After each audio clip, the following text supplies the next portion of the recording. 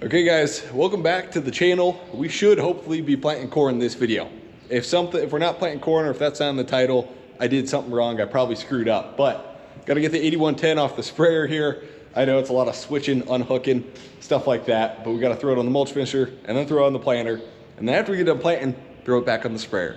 So we're also on this 80-acre farm I just bought. This is the first time I'm farming it. Just bought it this fall here. We're going corn on it.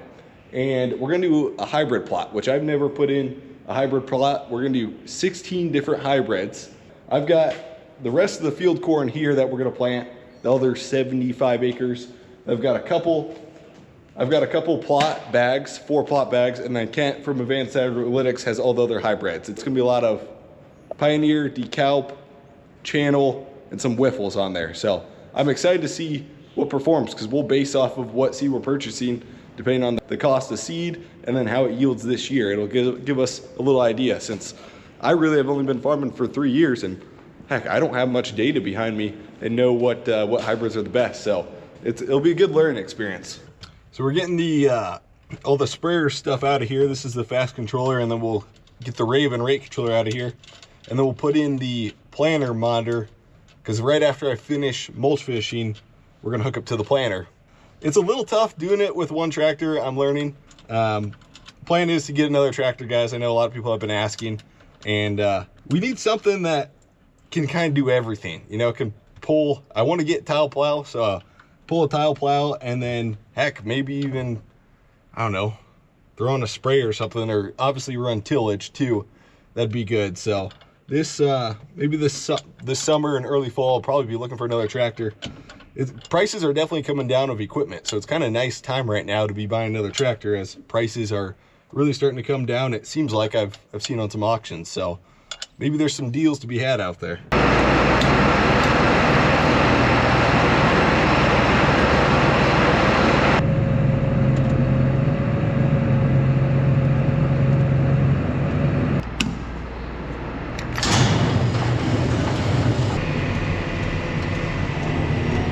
That's actually pretty cool. That was TerraClear, which is the rock/drone company that will scout rocks with the drone, and then they'll go and map it and then go pick it with the skid steer, so they know exactly where those rocks are.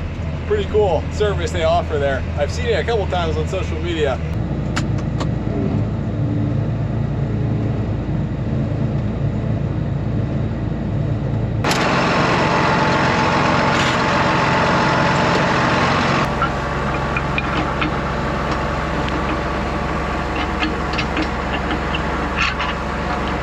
Get a true actual John Deere bullpen instead of using those, but for now that works.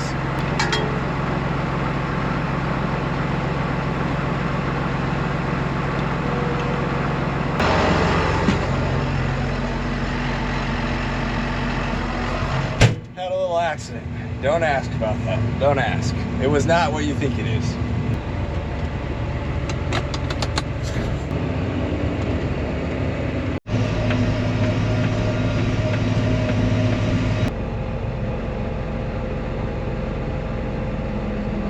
I shallowed it up for Spencer's stuff. We're gonna go a little deeper.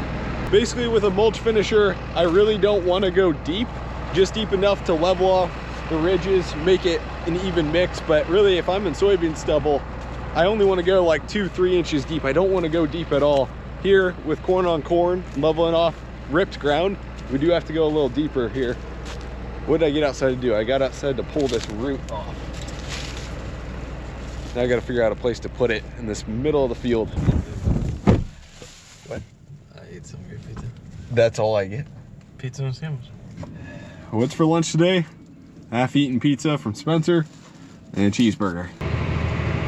Okay, so Spence is currently pulling the fence here on the farm, and then I'm gonna come back, and once he's got pretty much all of it cleaned up, and then I'll make the final pass along here. But I'm gonna start working most of the other field then while he's fishing, pulling the fence here. So should be good.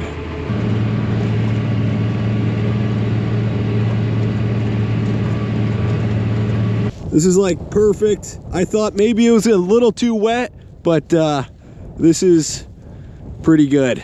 We got moisture down, the top inch is dry, and then you keep digging down. Oh, I got a little tacky, but that's pretty deep, but it breaks apart, so we're good.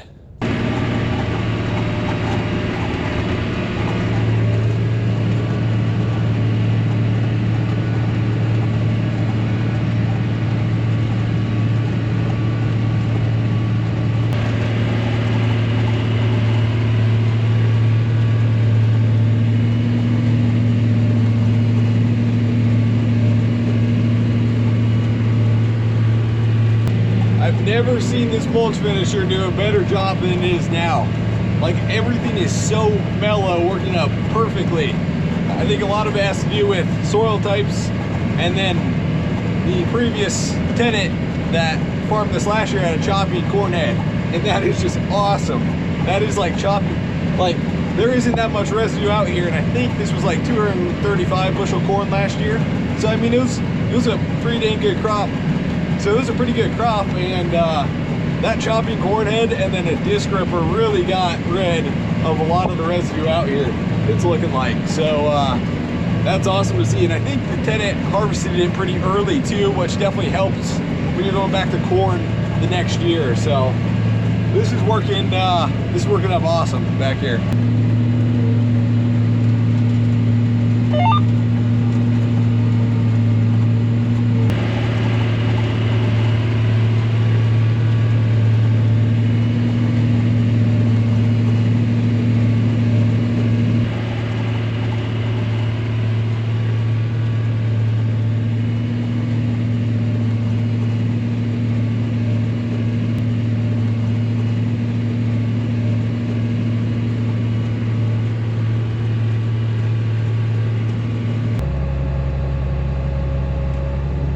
We are done. Time to hook up the planter tomorrow morning, probably.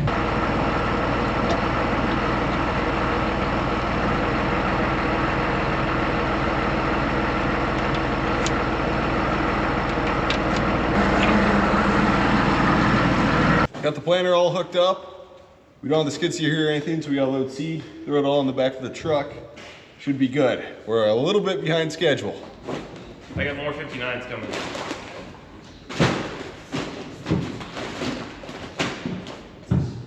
That's 78, these 59.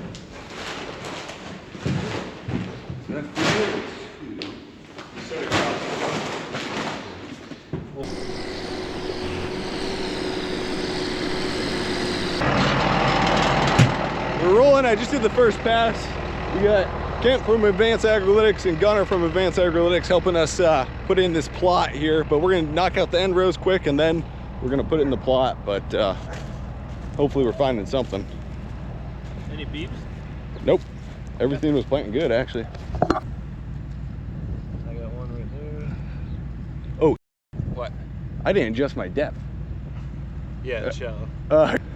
We're planting at soybean depth right now. I forgot to adjust the depth. Oh yeah, That's probably good test plot. Yeah.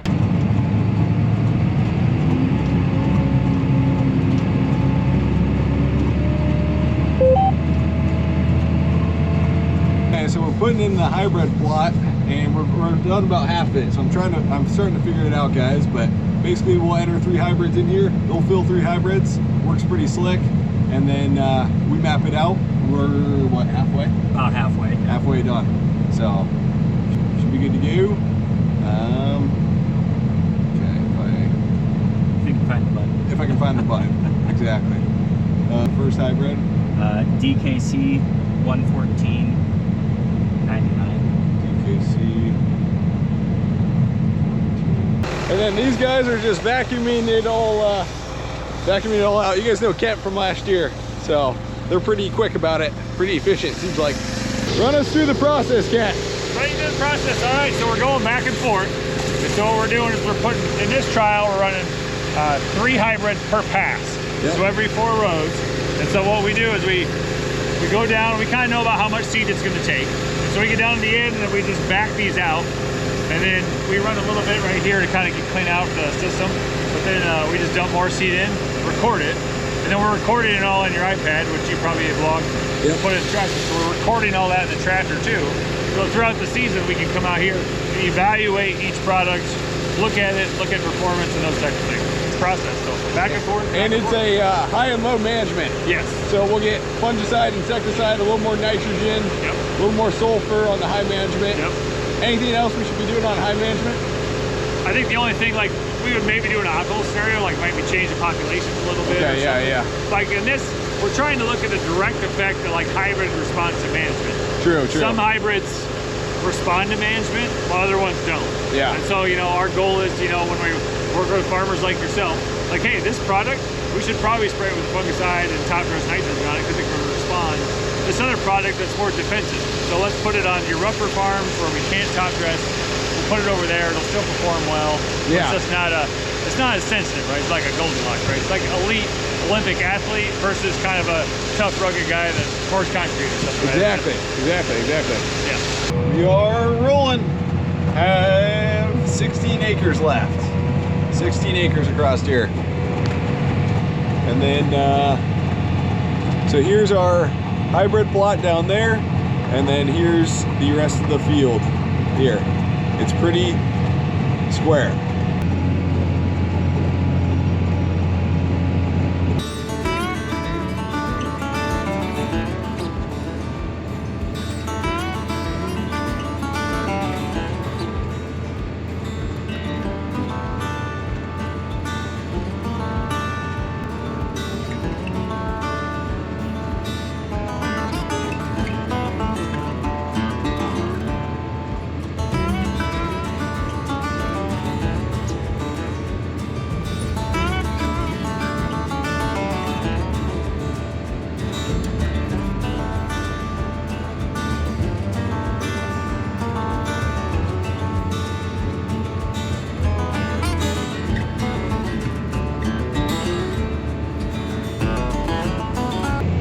The last pass of plant 24.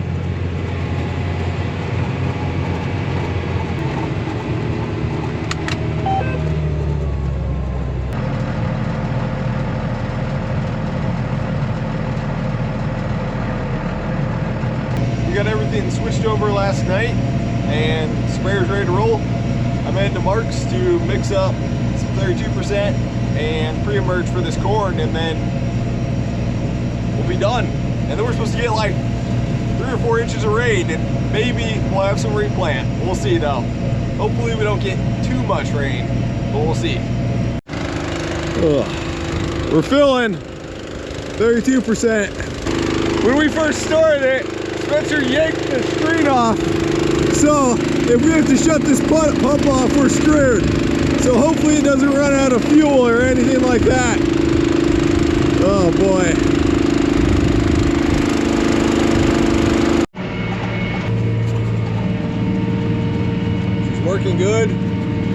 Working good, 20 gallon an acre, so it's kind of thick. Spraying, it just takes so much getting used to though. Like once I get some more acres in me, I'll feel more comfortable and get more used to it.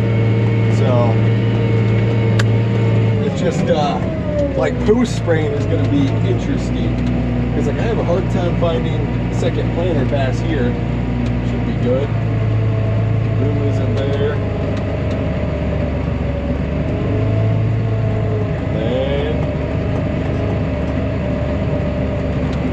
Out.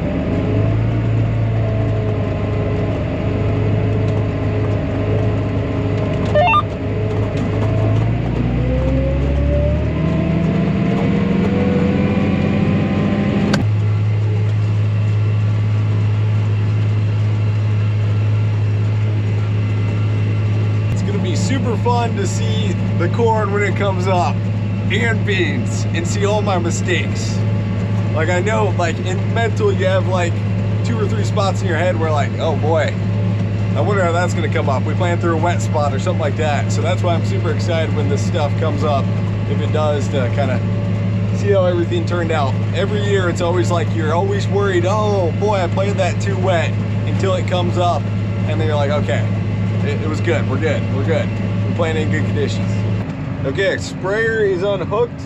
And now we're hooking up to the co-op's fertilizer spreader on a very, very windy day. It's definitely not the best day to spread this, especially since I'm gonna try and do strips. But It'll be fine. We'll make it work. We've got like rain coming the next, it seems like week or 2 weeks, it seems like.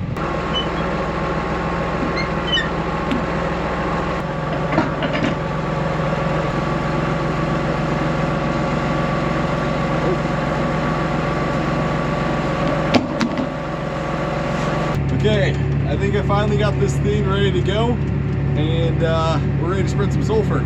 So we'll see what she can do. I'm curious how bad this spread's gonna be. It is really windy.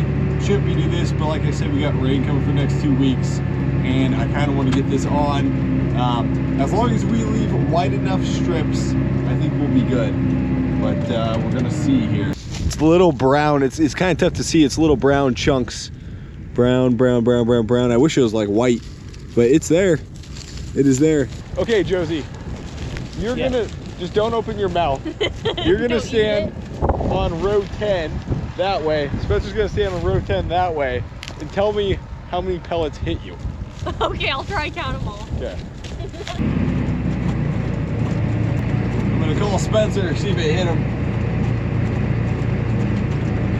Gotcha, okay. I'll just keep these settings.